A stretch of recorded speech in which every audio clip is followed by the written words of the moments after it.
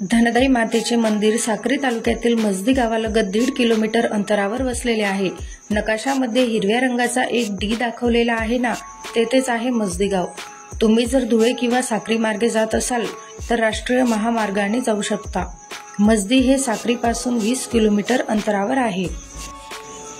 धुळे जिल्ह्यातील साक्री तालुक्याचं ग्रामदैवत म्हणजे श्री धनदाई देवी।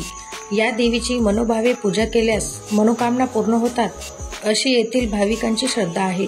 नाशिक, धुळे आणि खानदेशातल्या इतर जिल्ह्यातल्या 71 कुळांचे हे कुलदैवत आहे।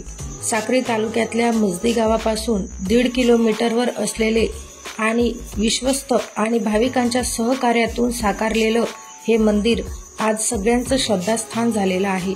या धनदाई देवीची आख्यायिकाही मजेदार आहे। सातपुडा परिसरातील जनतेवर दैत्य अत्याचार करू लागले। त्यांच्या अत्याचारापासून रक्षण करण्यासाठी जनतेने आदिशक्तीची प्रार्थना केली।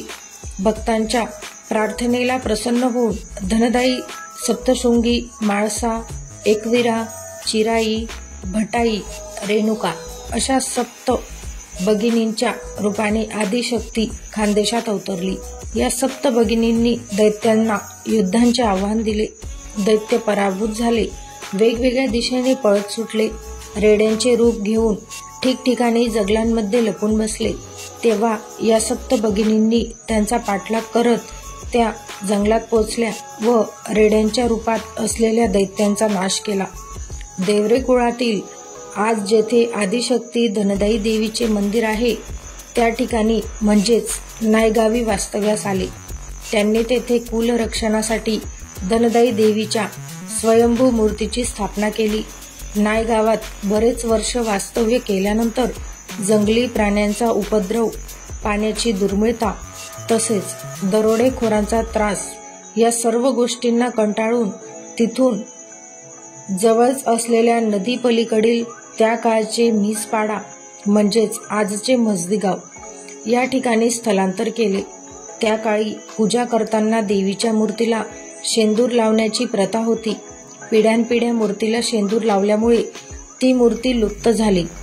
त्या ठिकाणी मूर्ती होती हे पुढील पिढ्यांना लक्षातही आले नाही। कालांतराने हे देवस्थान दुर्लक्षित झाले। जंगलात वास्तव्यास असलेले भिल्ल त्या देवस्थानाचा सांभाळ करू लागले। इसवी सन 1964 मध्ये धनदाई देवीने दाखवलेल्या चमत्कारामुळे दुर्लक्षित झालेले हे देवस्थान पुन्हा भक्तांच्या नजरेस आले। आज या ठिकाणी धुळे जिल्ह्याप्रमाणेच नाशिक, जळगाव, नंदुरबार तसेच गुजरात राज्यातील देखील भाविक येतात। नवरात्री उत्सव तसेच चैत्र महिन्यातील देवीची यात्रा हे 2 मोठे उत्सव असतात। व डोंगराच्या पायथ्याशी निसर्गरम्य वातावरणात आजही हे देवस्थान भक्तीचे प्रतीक म्हणून उभे आहे। असे हे मंदिर म्हणजे श्री आदिशक्ती धनदाई मातेचे मंदिर। आता जाणून घेऊयात धनदाई मातेचा मंत्र। मंत्र पुढील प्रमाणे: सिद्धी बुद्धी प्रदे देवी, भुक्ती मुक्ती प्रदायिनी, मंत्र यंत्र सदा देवी, धनदाई नमोस्तुते। सिद्धी बुद्धि प्रदे देवी, भुक्ति मुक्ति प्रदायिनी, मंत्र यंत्र सदा देवी, धनदाई नमोस्तुते। सिद्धि बुद्धि प्रदे देवी, भुक्ति मुक्ति प्रदायिनी, मंत्र यंत्र सदा देवी, धनदाई नमोस्तुते, धनदाई नमोस्तुते। नवरात्र आणि चैत्र नवरात्रीच्या सर्व प्रसंगी भाविक पूजा आणि उत्सव साजरा करण्यासाठी मंदिरात गर्दी करतात। असे मानले जाते की देवीत जादुई शक्ती आहे।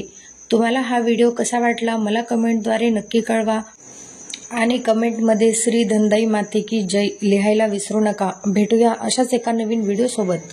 तोपर्यंत श्री स्वामी समर्थ।